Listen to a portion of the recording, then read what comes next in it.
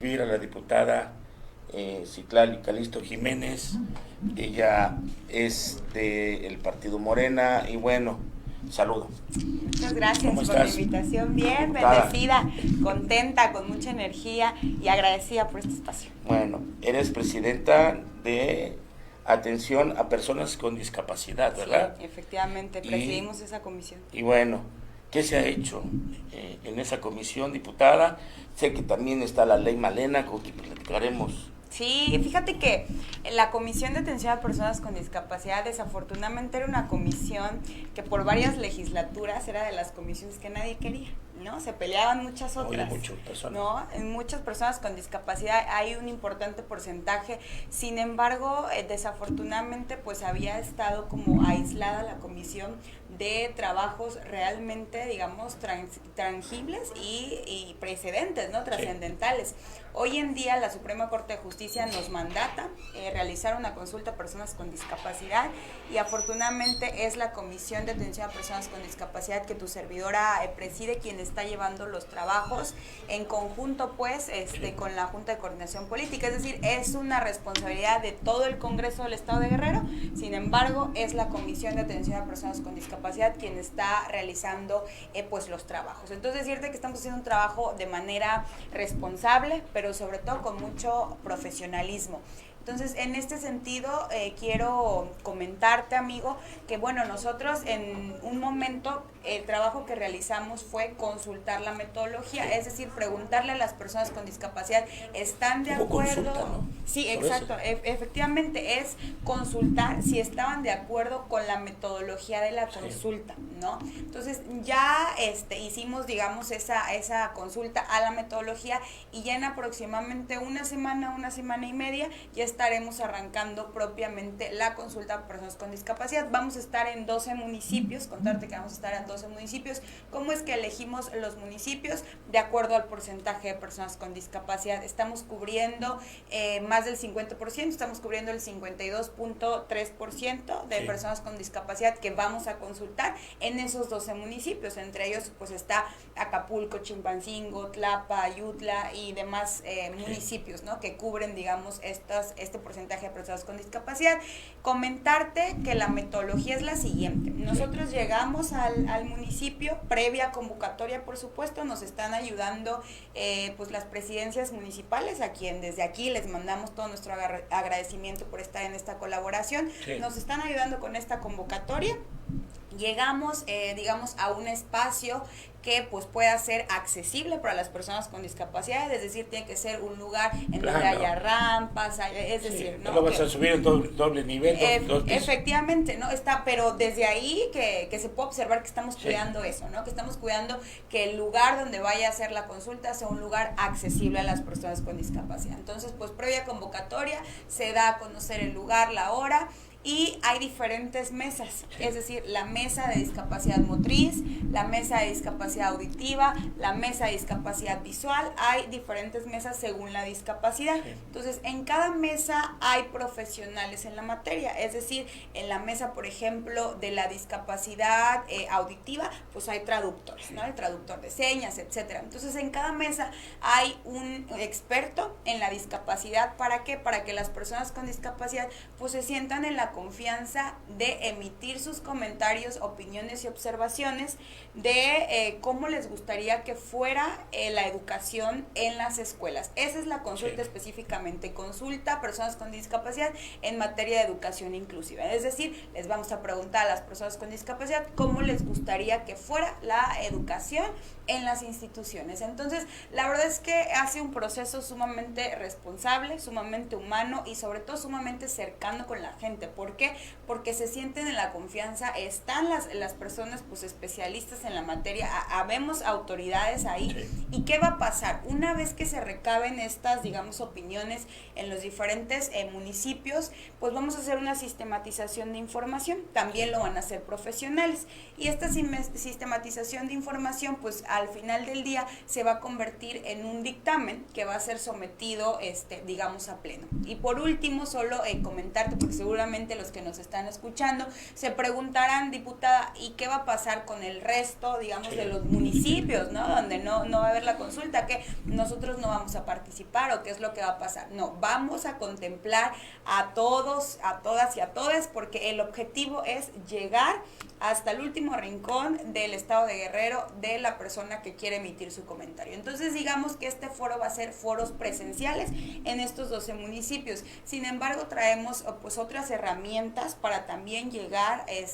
a que puedan emitir sus comentarios, como es el buzón físico, es decir, en los municipios donde no va a haber foro presencial, sí va a haber literal un buzón físico. Ahí las personas con discapacidad pues pueden ir a emitir, digamos, su comentario vía pues una hoja, vía USB, vía lo que pues sientan mejor para emitir su opinión. Entonces esos buzones físicos pues van a estar ahí establecidos en el resto de los municipios y nosotros pues los iremos a ir a recoger para que también a través de esas herramientas también ellos puedan participar. Sí, también va a haber buzones digitales y foros digitales, ¿no? Entonces van a hacer estas estrategias y una más que fue interesante hacer este proceso de consulta en la metodología. Nos pidieron que también fuera a petición de partes, es decir, si una organización dice yo también quiero participar, diputada, también están pues bienvenidos y bienvenidas para poder hacer la consulta.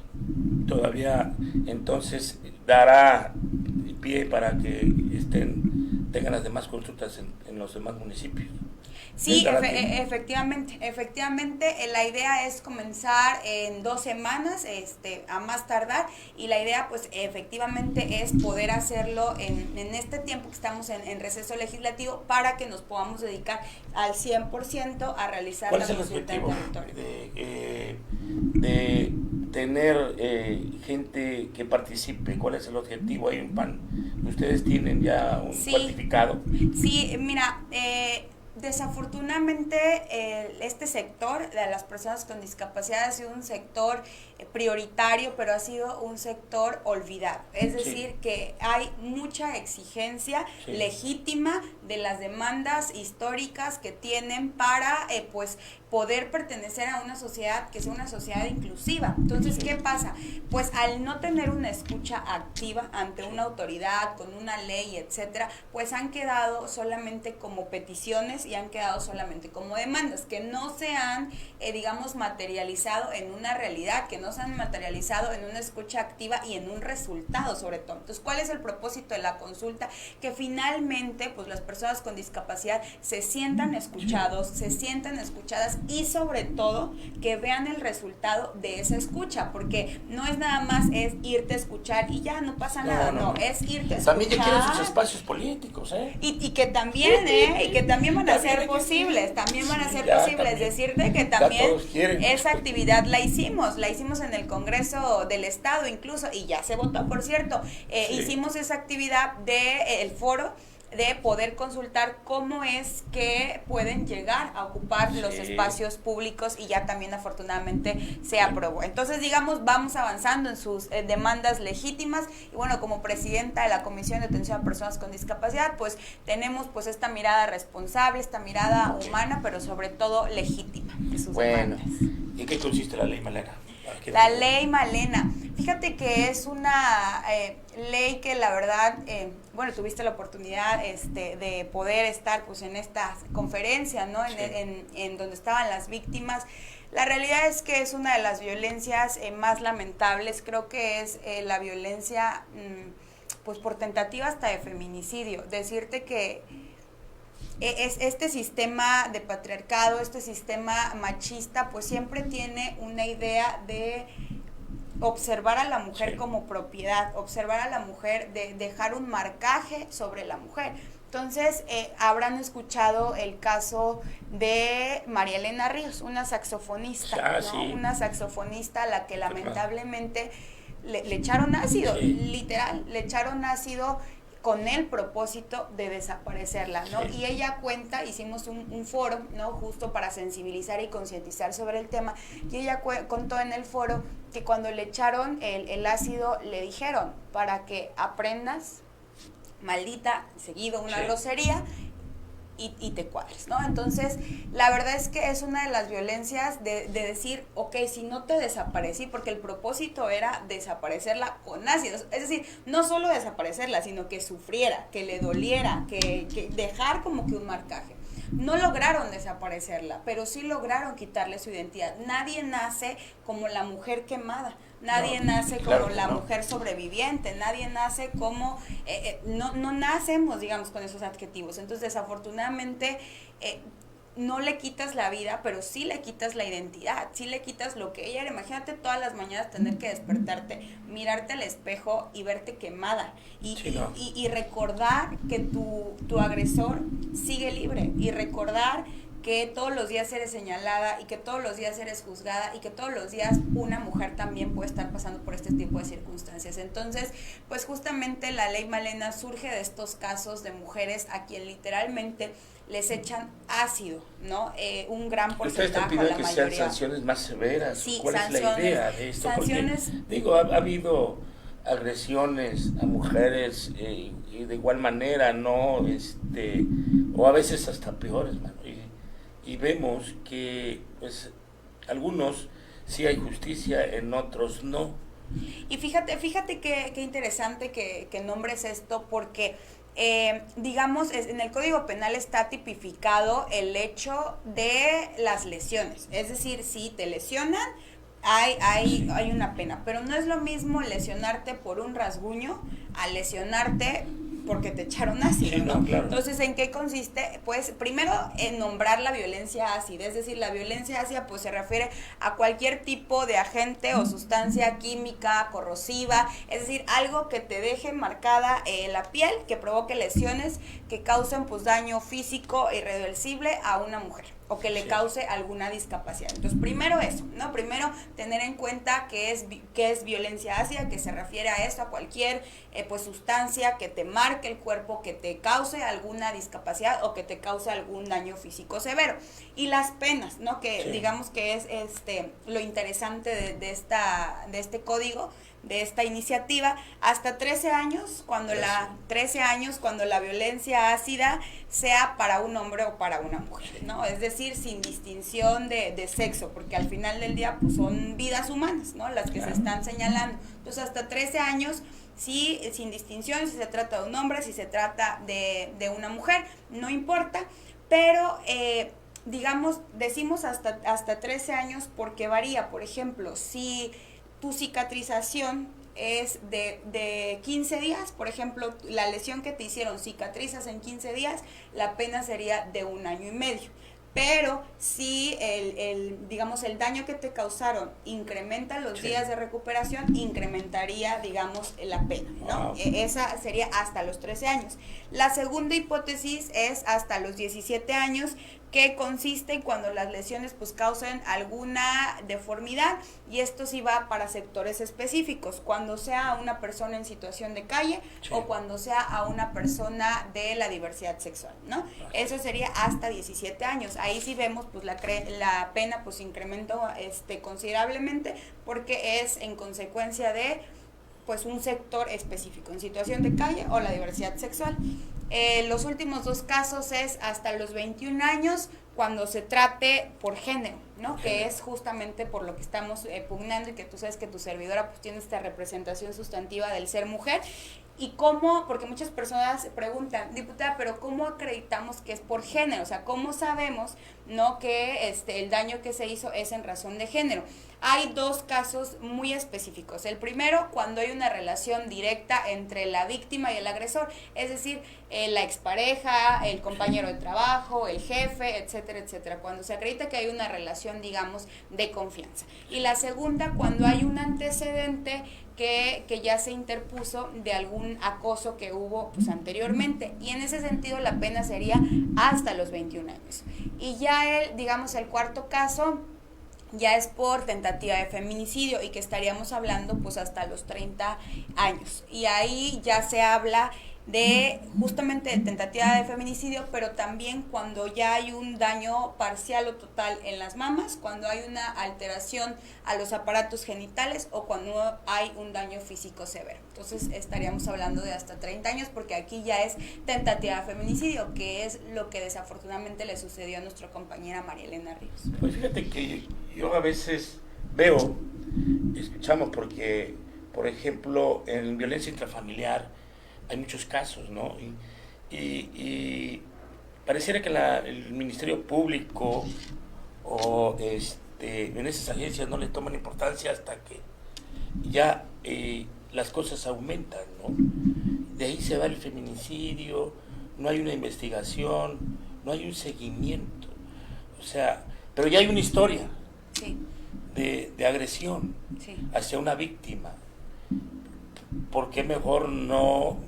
A veces también la mujer, por evitar problemas o la pérdida de tiempo, a veces evita. Sí, pero ¿sabes qué? También otro de los factores que afectan, que a veces no está clara en qué consiste esa violencia. Por ejemplo, las herramientas pues específicas, decirle, a ver, es hasta tal delito consiste, o sea, como tener como mucha claridad, hasta los 17 años, hasta los 30 años, si es en relación de esto y aquello, o sea, que no se deje ambiguo, porque cuando se deja ambigüedades pues en la ley, cuando se dejan lagunas, es cuando surgen las situaciones pues de retraso en los ministerios, pues en las denuncias, en los jueces, etcétera, etcétera. Entonces, nosotros ¿qué estamos cuidando en esta ley? Que todo sea como muy claro, como muy específico, pero que también las mujeres sepan que es un tipo de violencia, porque muchas veces se desconoce que eso es violencia,